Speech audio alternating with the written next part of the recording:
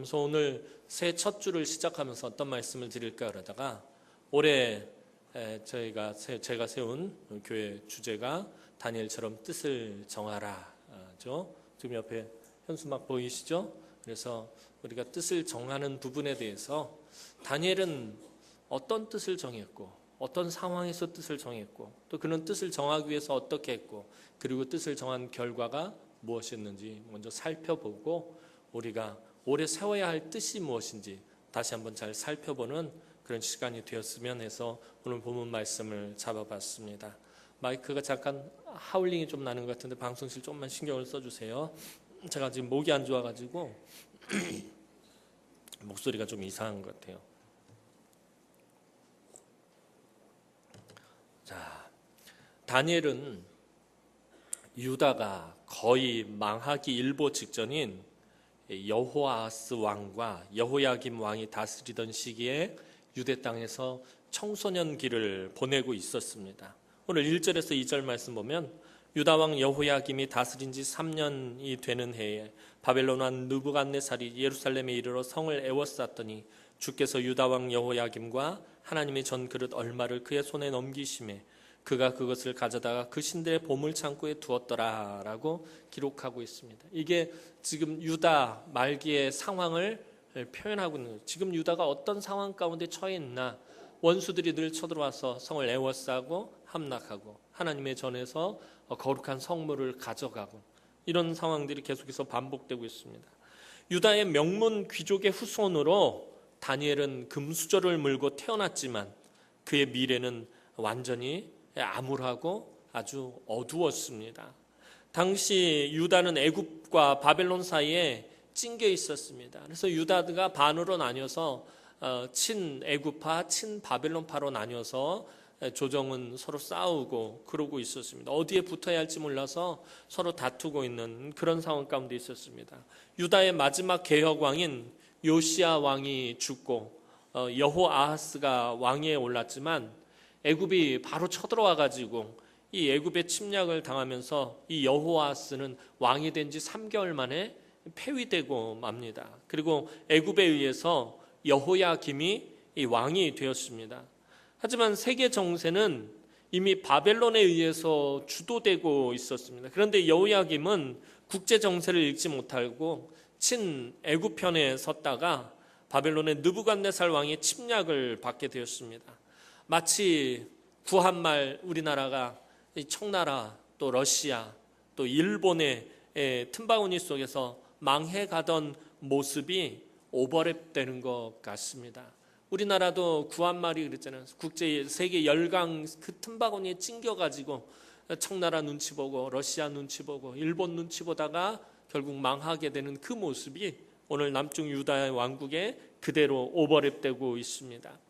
바벨론 느부갓네살 왕의 1차 침략 때 다니엘은 포로가 되어서 결국에 끌려가게 됩니다. 전에 한번 말씀드린 것 같아요. 다니엘 세 친구들 이야기하면서 이 바벨론은 유다를 3번에 걸쳐서 침공합니다. 첫 번째 침략했을 때 오늘 본문에 나오는 게 이제 첫 번째 침략했을 때 얘기를 합니다. 첫 번째 침략했을 때 다니엘과 그 세 친구들이 포로로 끌려가고요. 그 다음에 두 번째 침략했을 때 에스겔 선지자가 끌려가고요. 그리고 세 번째 침략했을 때 예루살렘 성이 무너지고 성전이 회파되면서 남쪽 유다가 완전히 망하게 됩니다. 이 느부갓네살 왕은 바벨론을 세계 최강대국으로 만들어 놓은 정말 세상적으로 아주 유능하고 능력 있는 그런 왕이었습니다. 군사력 또 정치력 모든 면에 있어서 아주 탁월하고 뛰어난 왕이었습니다. 그는 자기가 점령한 나라의 여린 인재들을 데려다가 바벨론화 교육을 시켜서 바벨론을 위해 충성하게 하는 아주 독특한 방법으로 정복민을 다스렸습니다. 고대 사회에서 포로로 끌려가면 이 포로들은 대부분 노예가 됩니다. 그래서 노예가 되어서 운하를 건설하거나 건축 현장에서 힘겨운 노동을 하는 이 노예로 사용되는 것이 대부분입니다.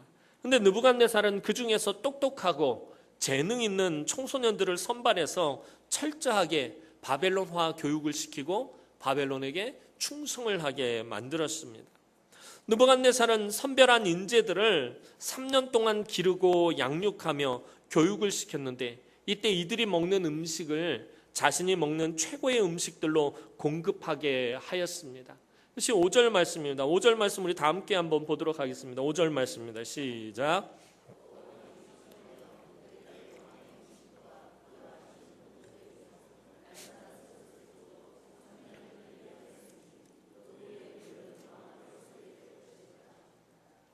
자, 세계 최강대국의 세계 대제국을 이룬 왕이 먹는 음식이니 허접한 음식은 아니었을 것입니다. 세상에서 가장 귀하고 가장 좋은 음식들로만 공급이 되었을 것입니다. 근데 이 느부갓네살 왕이 제공하는 이 왕의 음식이 상징하는 것이 이 역할이 있습니다. 이 왕의 음식은 점령지에서 끌려온 청소년들에게 바벨론이 얼마나 위대한 나라이며 또 지금 선발된 자신들이 얼마나 큰 특권을 누리는지 알려주며 또한 망해버린 옛나라에 대한 미련을 완전히 지우고 새로운 나라에 충성을 다하는 것만이 살 길이다라는 것을 깨닫게 하는 역할을 하는 것이 바로 이 왕의 음식이었습니다. 자, 포로로 끌려오기까지 얼마나 그들이 고통을 당했겠습니까? 먼 길을 손발이 묶여가지고서는 사막을 건너서 그렇게 고생해서 바벨론이라는 곳에 왔습니다. 바벨론의 이 도성이 세계에서 제일 큰 성읍입니다. 아주 높은 신전과 건물들이 가득하고 엄청난 군사력과 경제력을 가진 그 나라의 심장부에 들어온 포로들이 보면서 아마 기가 확 꺾였을 것입니다. 절망에 휩싸였을 것입니다. 그런데 그들을 뽑아다가 왕궁에다가 불러 모아놓고서는 왕이 먹는 그 엄청난 음식을 앞에 싹 차려놨을 때 그들이 그 음식을 보면서 느끼게 되는 것은 바벨론은 절대로 이길 수 없는 나라구나. 바벨론 정말 대단한 나라구나. 엄청난 나라구나. 내가 망해버린 나라에 대한 기억이 지워야 되겠다. 이제 그 미련을 두어서는 안 되겠다. 이 나라에 충성을 다해야 되겠다. 이런 역할을 하는 것이 바로 이 왕의 음식이었습니다. 고대 사회는 신들의 전쟁이다라고 전에 말씀을 드렸습니다. 유다가 바벨론과의 전쟁에서 패했다면 유다가 섬기는 신이 바벨론이 섬기는 신에게 패했다고 여기던 그런 시대가 다니엘이 살던 시대였습니다. 그러니 유대인들이 나라가 망해서 포로로 끌려올 때 그들은 완전 멘붕에 빠졌을 것입니다. 하나님을 섬기는 자기들이 하나님께서 바벨론의 신에게 졌다라는 건 상상도 못할 일이었습니다. 그것은 도저히 인정할 수 없는 그런 일이었습니다. 그러니 이 포로로 끌려오면서 유대인들이 당한 고통은 이만저만한 것이 아니었습니다. 그런데 하나님은 당신께서 이런 수치를 감당하시면서까지 유다를 바벨론에게 넘기셨습니다. 그만큼 유다가 패역하고 하나님을 배신하고 하나님을 모욕하는 일들을 저질렀기 때문에 우상 숭배로 완전히 타락해버렸기 때문에 하나님께서는 이런 수치를 감내하시면서까지 유다를 바벨론에게 넘기셨습니다. 다니엘의 시각으로 볼 때 바벨론에게 승리를 주신 분은 하나님입니다. 바벨론이 섬기는 신이 아니라 바로 하나님입니다. 하나님이 바벨론에게 스스로 져주신 것입니다. 성전의 성물을 넘기신 분도 하나님이시고 당신의 백성들이 바벨론의 포로로 끌려가게 하신 분도 하나님이십니다. 이런 하나님을 느부갓네살은 무시하고 조롱했지만 그것을 허락하신 분도 느부갓네살이 하나님을 조롱하고 모욕하게 허락하신 분도 하나님이시다라는 것입니다. 2절에 분명히 그 사실을 밝히고 있습니다. 2절 말씀 앞부분을 보면 주께서 유다 왕 여호야김과 하나님의 전그릇 얼마를 그의 손에 넘기시며 라고 분명히 기록하고 있어요. 하나님께서 넘기셨다라는 거예요.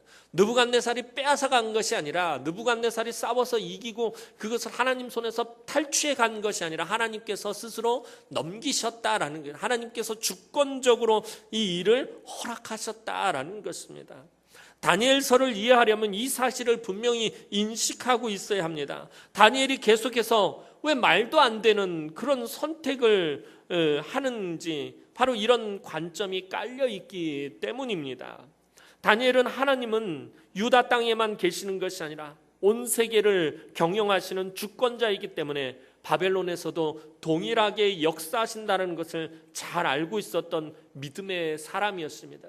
당시 유대인들 대부분은 하나님은 거룩한 땅, 유대 땅, 그것도 예루살렘 안에만 임재하시고 그곳에서만 역사하시고 그곳에서만 은혜를 베푸시고 그곳에서만 능력을 행하신다라고 그렇게 생각을 했습니다. 그런데 다니엘은 그렇게 생각하지 않았습니다. 하나님은 예루살렘뿐만 아니라 유대 땅, 또 팔레스타인 어느 곳이나 메소포타미아나 또 바빌론 땅 어느 곳에서든지 하나님은 동일하게 계시고 그곳에서 주권적으로 역사하신다라고 다니엘은 믿고 있었다라는 것입니다. 오늘 우리가 살아가면서 늘상 말하는 것이 있습니다. 그것은 지금 참 힘들다라는 것입니다. 보통 성도들이 전화를 하거나 만나게 되면 대부분 하시는 말씀이 목사님 저 요즘 너무 힘들어요. 지금 참 힘든 때를 지나가고 있습니다. 지금이 참 힘들다라고 이렇게 말씀하시는 것입니다. 신앙생활하기가 참 편할 날이 없다라고 그렇게 말씀들 하십니다. 뿐만 아니라 경제적으로도 참 어렵다라고 말합니다. 그런데 잘 생각해 보면 오늘만 그런 것이 아닙니다. 지금만 힘든 것이 아닙니다. 우리는 늘상 힘들었다라는 것입니다. 작년에도 힘들었었고 재작년에도 힘들었었고 그 전에도 힘들었습니다. 우리는 내년에도 아마 힘들 것입니다. 올해도 경제가 좋지 않다고 합니다. 오늘 어떤 분들은 경제가 좋지 않은데 올해 꼭 이렇게 힘든 일을 해야 되냐 그런데 내년에도 경제는 좋지 않을 것입니다. 그리고 후년에도 좋지 않을 것입니다. 계속해서 좋지 않을 것입니다. 우리는 하여튼 계속해서 우리는 힘든 그런 시대를 끊임없이 살아가고 있다라는 것입니다. 그러나 다시 잘 생각해 보면 지금 오늘 우리가 이 나라에서 살고 있는 것이 얼마나 행복하고 기쁜 일인지 모릅니다. 우리나라에서는 예배하는 것이 불법이 아닙니다. 성경을 가지고 있다고 잡혀가지 않습니다. 오늘 여러분들 예배드리러 나오면서 성경 들고 나온다고 경찰이 잡아가지 않습니다. 예수의 이름을 말한다고 죽임을 당하지 않습니다. 우상에게 절하지 않는다고 풀무불이나 사자굴에 던져지지도 않는다라는 것입니다. 그런데 오늘 본문에 등장하는 다니엘과 그의 친구들은 너무나도 악한 시대에 살고 있었습니다. 신앙을 지키기 위해서는 목숨을 버려야 하는 그런 시대에 살고 있었다라는 것입니다. 나라가 망하기도 전에 원수의 나라에 포로로 끌려왔습니다. 이들이 당했던 첫 번째 일은 7절 말씀을 보면 그들의 이름을 바꾸는 일이었습니다. 이름이 바뀐다라는 것은 정체성이 바뀐다라는 것을 의미합니다. 다니엘이란 이 이름의 뜻은 하나님은 나의 심판장이시다라는 정말 귀한 이름입니다. 그런데 바벨론의 신인 벨을 나타내는 벨이여 내 생명을 보존하소서란 뜻의 벨드사살로 이름이 바뀌게 되었습니다. 하나님은 나의 심판장이시다라는 이름이 벨이여 나의 생명을 보존하소서라고 이 바벨론이 섬기는 신을 찬양하는 이름으로 다니엘의 이름이 바뀌었다라는 것입니다. 이것은 다니엘에게서 그의 이름과 그의 고향과 또 그가 섬기던 하나님의 흔적이 남지 않게 하려는 느부갓네살의 계획이었던 것입니다. 다니엘이라는 이름을 계속 쓰면 그가 유대인이라는 정체성과 그가 하나님을 섬기고 있는 사람이라는 것과 이런 것들이 계속해서 남아있게 됩니다. 그래서 느부갓네살은 이 다니엘과 그의 친구들의 이름을 바벨론식으로 다 바꾸게 한 것입니다. 느부갓네살은 이제 본격적으로 이들의 신앙을 공격합니다. 두 번째로 그들이 당했던 일은 공급하는 음식으로 그들의 신앙을 공격한 일이었습니다. 앞서서 말한 것처럼 이들에게 제공되는 왕의 음식은 바벨론 최고의 음식이었어요. 바벨론 최고의 음식이란 말은 다시 말하면 세계 최고의 음식이었다라는 것입니다. 그런데 문제는 이 음식에 모세의 율법에 철저하게 금했던 부정한 것들이 가득했다라는 것입니다. 다니엘이 채소만 먹기로 뜻을 정했을 때 왜 채소만 먹고 고기에 손을 대지 않았을까요? 그 고기들은 모세의 정결법에 다 저촉되고 모세의 정결법에 금지되는 그런 고기들이었다라는 것입니다. 또한 이 음식의 대부분은 바벨론이 섬기는 신에게 바쳐진 음식이기도 했습니다. 이 음식을 먹는다는 것 자체가 자신들이 섬기는 신이 모욕을 당하는 일과 같은 것이었습니다. 그래서 이 왕의 음식을 느부갓네살이 공급하려는 이유가 여기 있는 것입니다. 자신들이 섬기는, 바벨론이 섬기는 그 위대한 신, 그 신에게 바쳐진 음식을 이들이 먹음으로 인해서 자신들이 섬기는 신을 스스로 모욕하게 만드는 일이었던 것입니다. 이름을 빼앗기고 부정한 음식의 공격을 받는 것, 이것 사실 다니엘에게 참 힘든 일이었습니다. 그런데 이것 못지않게 이 다니엘에게 고통스러운 것이었었는데 그것이 바로 그의 처지였다라는 것입니다. 성경에는 기록되어 있지 않지만 고고학자들에 의하면 당시에 바벨론의 포로로 끌려와서 바벨론의 교육을 받은 인재들의 대부분은 거세를 당해야 했다라는 것입니다. 즉 그들은 환관으로 길러졌다라는 거예요. 내시로 길러졌다라는 것입니다. 그래서 오늘 다니엘을 비롯한 모든 교육을 받는 자들은 바벨론에서 원래 교육을 담당하는 사람은 박사장입니다. 그런데 박사장이 관리를 한 것이 아니라 환관장이 관리를 하고 있다라는 것입니다. 왜냐하면 이들이 다 환관으로 길러지고 있었기 때문에 환관장이 이들을 관리하고 이들을 다스리고 있었던 것입니다. 이런 다니엘의 처지를 안다면 우리는 사실 우리의 처지에 대해서 우는 소리나 볼멘 소리를 그쳐야 합니다. 내가 세상에서 믿음을 지키며 사는 것이 얼마나 힘들고 어려운 줄 아느냐라고 말하는 것은 사실 정말 배부른 소리입니다. 오늘 저와 여러분들이 이 땅에서, 우리 자유민주주의 대한민국에서 믿음을 지키면서 사는 것이 얼마나 힘들고 어려운 줄 아십니까? 이렇게 말하는 것은 정말 배부른 소리다라는 것입니다. 원래 다니엘은 미래가 정말 보장된 청소년이었습니다. 그는 명문 귀족 집안의 귀한 아들이었고요. 그냥 명문 집안의 아들인 정도가 아니라 그 중에서도 가장 돋보이는 인재가 바로 이 다니엘이었다라는 것입니다. 그냥 똑똑한 정도가 아니라 그냥 오늘날로 치자면 그게 서울대 수석으로 합격을 하고 수석으로 졸업한 놈인데 키도 크고 얼굴도 잘생기고 노래도 잘하고 못하는 것도 없고 성격도 좋고 모든 것이 다 뛰어난 그런 사람이었다는, 그런 아주 돋보이는 인재였다라는 것입니다. 4절 말씀을 보면 다니엘이 어떤 사람이었는지 그 단서가 있습니다. 흠이 없고 용모가 아름다우며 모든 지혜를 통찰하며 지식에 통달하며 학문에 익숙하여 왕궁에 설만한 소년이 바로 다니엘이었다라는 것입니다. 그런데 다니엘은 이 중에서도 군계 일학이었다라는 것입니다. 가장 돋보이는 사람이, 돋보이는 소년이었습니다. 그가 시대를 잘 만나서 태어났다면 아마 앞날이 창창하며 꽃길만 걸을 금수저 중에 금수저였을 것입니다.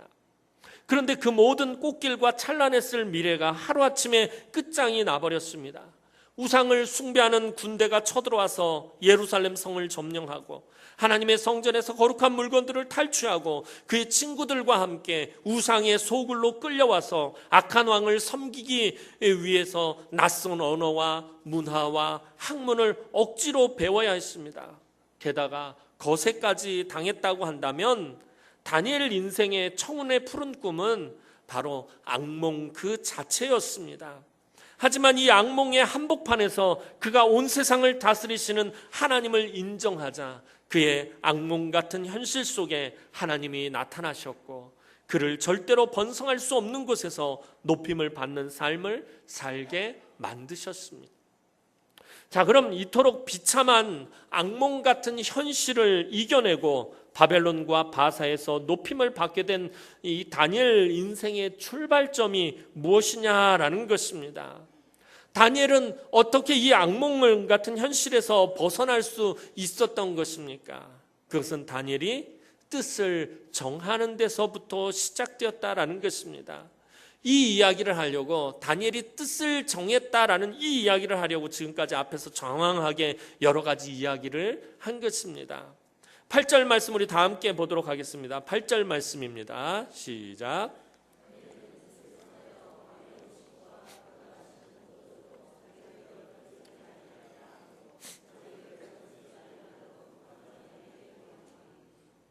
자, 포로로 끌려오고 이름도 빼앗기고 바벨론의 교육도 받고 거세까지 당한 상황에서 다니엘이 제일 먼저 한 일은 뜻을 정하는 것이었습니다.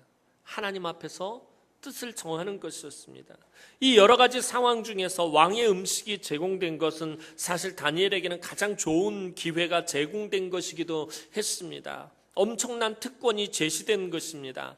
3년만 꾹 참고 그 음식을 먹으며 실력을 쌓고 고위직에 있는 사람이나 왕의 눈에 들면 그나마 속된 말로 바벨론에서 팔자가 피게 되는 것입니다. 하지만 다니엘은 항상 하나님이 주권자라는 그런 세계관을 가지고서 세상을 바라보는 사람이었습니다. 세상 사람들과 똑같은 시각으로 현실을 해석하지 않았습니다. 바벨론의 이름을 받고 바벨론의 말과 학문을 배우는 것은 세상 속으로 들어가라는 하나님의 뜻으로 받아들이고 버틸 수 있지만 이 부정한 음식을 먹는 것은 이 다른 문제였습니다. 앞서서 말씀드린 것처럼 이 음식을 먹는 것은 하나님을 모욕하는 것입니다. 오늘 8절 말씀 보면 다니엘이 자기를 더럽히지 아니하리라라고 뜻을 정하는데 여기서 이 더럽히다라는 말의 원문의 뜻은 하나님을 모욕하다라는 뜻입니다. 그러니까 다니엘 스스로가 하나님을 모욕하지 않기로 결심했다라는 거예요. 왕의 음식을 먹지 않는 것이 하나님을 모욕하지 않는 것이었다는 거예요. 왕의 음식을 먹는 것은 하나님을 스스로 모욕하는 것입니다. 그래서 그 일을 하지 않기로 뜻을 정했다라는 것입니다. 다른 것은 불가항력적인 요소가 있지만 음식을 먹는 것은 그나마 자신이 선택할 수 있는 유일한 것이었습니다. 이것이 유일한 선택지라는 말은 다시 말해서 이 선택이 자신의 인생을 완전히 결정한다라는 뜻이기도 합니다. 바벨론의 이름을 사용하고 바벨론의 학문을 배우고 바벨론의 말을 배우는 것은 바벨론이라는 물 위에서 항해하는 것과 같지만 이 왕의 음식을 먹는 것은 바벨론의 물이 배 안으로 들어오는 것과 같은 것입니다. 그래서 하나님이 금하신 왕의 음식을 먹으면 이 다니엘의 인생이라는 배가 물에 가라앉게 되고 마는 것입니다. 왕의 음식을 먹는 것은 내가 바벨론과 하나가 된다라는 의미입니다. 하나님을 스스로 모욕하면 결국 몰락의 길을 갈 수밖에 없다라는 것을 다니엘은 자신의 조국 유다가 망하는 것을 통해서 이미 알고 있었습니다. 유다가 왜 망한 것입니까? 유다 백성들이 하나님을 스스로 모욕했기 때문입니다. 어떻게 모욕했습니까? 그들이 하나님을 배신하고 바알과 아세라를 비롯한 온갖 우상들을 섬기면서 하나님을 모욕했기 때문에 그들이 몰락의 길을 걸을 수밖에 없었습니다. 다니엘이 지금 이 시점에서 자신이 할 수 있는 최고의 선택, 최선의 선택은 하나님을 스스로 모욕하지 않는 것만이 자기가 살아남는 길이다라는 것을 다니엘은 이미 알고 있었다라는 것입니다. 포로가 돼서 끌려오기까지 다니엘이 얼마나 고민을 했겠습니까? 왜 하나님의 나라가 망했을까? 왜 하나님의 백성들이 망했을까? 그것은 스스로가 하나님을 모욕했기 때문입니다. 하나님께 선택받은 백성들이 하나님을 모욕했기 때문에 하나님을 배신했기 때문이다라는 것입니다. 그래서 다니엘은 철저하게 하나님을 배신하지 않기로, 하나님을 모욕하지 않기로 뜻을 정한 것이었습니다. 다니엘은 비록 어린 나이였지만 왕의 음식을 먹는 이 유혹의 결말이 무엇인지 잘 알고 있었습니다. 로마서 12장 2절 말씀 보면 너희는 이 세대를 본받지 말고 오직 마음을 새롭게 함으로 변화를 받아 하나님의 선하시고 기뻐하시는 뜻이 무엇인지 분별하도록 하라라고 사도 바울은 말하고 있습니다. 나라는 망했고 미래는 한 치 앞도 내다볼 수 없고 또 처해 있는 형편은 쉬운 형편이 아니었지만 하나님이 기뻐하시는 일이 무엇인지 다니엘은 분명히 알고 있었습니다. 그래서 그는 결심을 할 수밖에 없었습니다. 비록 이것이 유일한 선택지였다 할지라도 결코 쉬운 선택사항은 아니었습니다. 왜냐하면 이것도 목숨을 걸어야 하는 일이었기 때문입니다. 심지어 이것은 주변 사람의 목숨과도 관련된 선택이었습니다. 읽지는 않았지만 10절 말씀을 보면 환관장이 다니엘의 이 선택으로 자신의 목이 위태하다라고까지 말하고 있습니다. 그럼에도 다니엘은 이 뜻을 정하는 선택에 주저함이 없었습니다. 그런데 그렇다고 다니엘이 무턱대고 선택하고 무턱대고 결단하고 무식하게 밀어붙인 것이 아니었습니다. 속된 말로 무대뽀로 그냥 막 밀어붙인 것이 아니었다라는 것입니다. 오늘 본문을 보면 다니엘은 끝까지 신중했고 겸손했고 또 예의를 지켰으며 무엇보다도 아주 지혜로웠습니다. 그래서 환관장도 다니엘의 말에 경청을 하고 있는 것입니다. 평소에 다니엘의 삶의 모습이 환관장이 보기에 정확하지 않았다면 환관장은 다니엘의 그 말에 일고의 가치도 두지 않았을 것입니다. 속된 표현을 해서 다니엘이 막말로 싸가지 없이 굴고 그러고 그랬다면 이 환관장 눈에 다니엘이 띄지 않았을 것입니다. 환관장이 볼 때 다니엘은 그 포로로 끌려온 아이들 중에서 가장 돋보이는 아이였습니다. 가장 지혜롭고 가장 명철하고 가장 겸손하고 또 가장 신중하고 또 예의가 발랐으며 무엇보다도 지혜로웠다라는 것을 이 환관장이 누구보다도 잘 알고 있었기 때문에 다니엘의 말에 귀를 기울였다라는 것입니다. 하지만 무엇보다도 중요한 것은 하나님은 뜻을 정한 자를 도우신다라는 것입니다. 당신을 향한 분명한 믿음의 선택을 한 사람을 하나님은 절대로 외면하지 않으십니다. 다니엘이 어느 날 갑자기 뜻을 정한 것이 아닙니다. 즉흥적으로 그냥 뜻을 정한 것이 아닙니다. 다니엘은 포로로 끌려오면서 내내 하나님의 백성으로서의 삶의 마지노선을 분명하게 긋고 살아왔던 것입니다. 자신의 신세를 한탄하며 자포자기의 삶을 산 것도 아니고 하나님이 주신 삶을 꾸준히 성실하게 살았습니다. 포로의 땅에 끌려왔다 할지라도 절망과 좌절 속에서 낙심하며 있었던 것이 아니라 그 삶마저도 하나님이 주신 것임을 인정하며 꾸준히 성실하게 살았습니다. 아마도 포로로 끌려오면서 다니엘은 자신처럼 애굽의 노예로 팔려간 믿음의 조상 요셉의 삶을 끊임없이 묵상하고 또 묵상했을지도 모릅니다. 이 요셉의 삶과 다니엘의 삶은 참 비슷한 면이 많습니다. 그런 그의 삶을 환관장이 눈여겨보도록 하나님은 역사하셨습니다. 9절 말씀 보면 하나님이 다니엘로 하여금 환관장에게 은혜와 긍휼을 얻게 하신지라. 요셉도 애굽으로 팔려갔을 때 이 애굽의 바로의 시위대장이었던 포디발의 눈에 띄게 되고요. 또 그 집에서 그가 그래서 가정 총무 일을 하게 되고 그가 감옥에 끌려갔을 때도 하나님께서 인자를 더하사 간수장에게 은혜를 베풀게 하셨다라고 하나님 분명히 말씀하고 있습니다. 요셉과 다니엘의 삶이 비슷합니다. 또 다니엘도 나중에 이 느부갓네살 왕 앞에 섰을 때 이 느부갓네살 왕이 다니엘의 하나님을 찬양하겠고요. 바로 애굽의 바로 왕도 요셉을 통해서 요셉이 섬기는 하나님을 인정하게 만들었다라는 것입니다.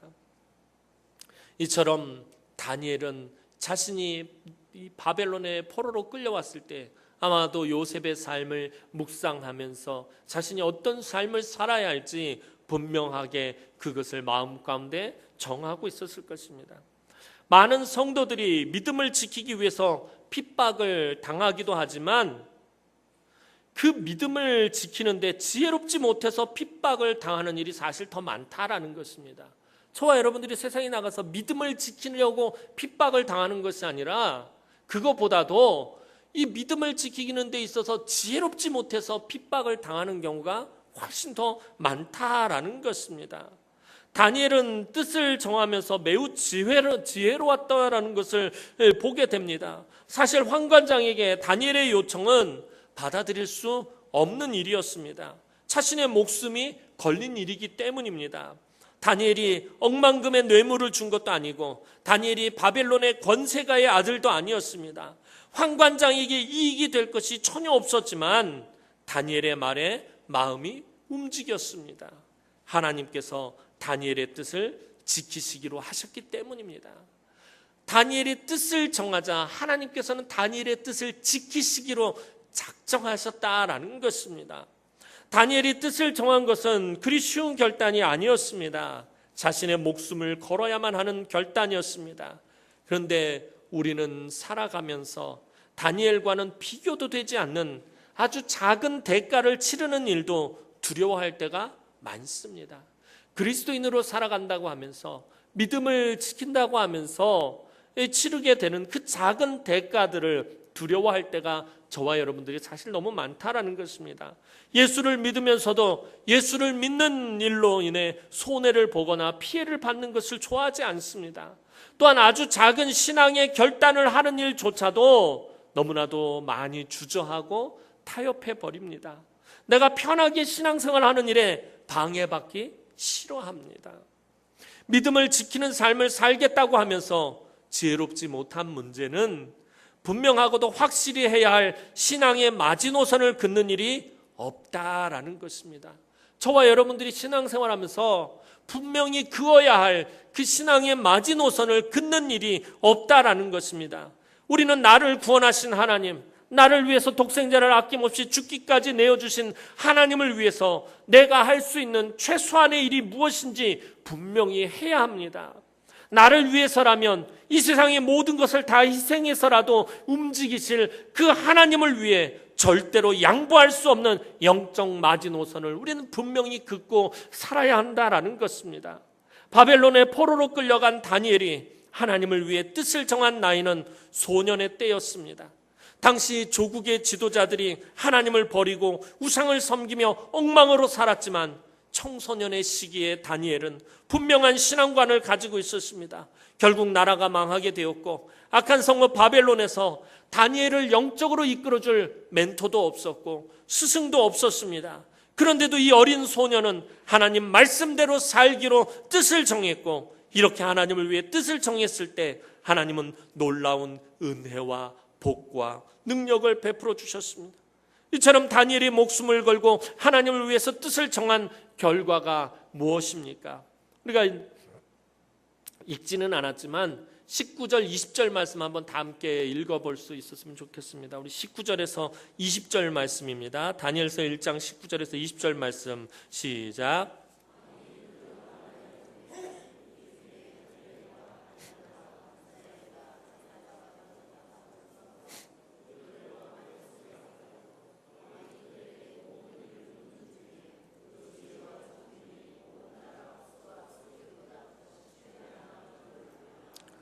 아멘.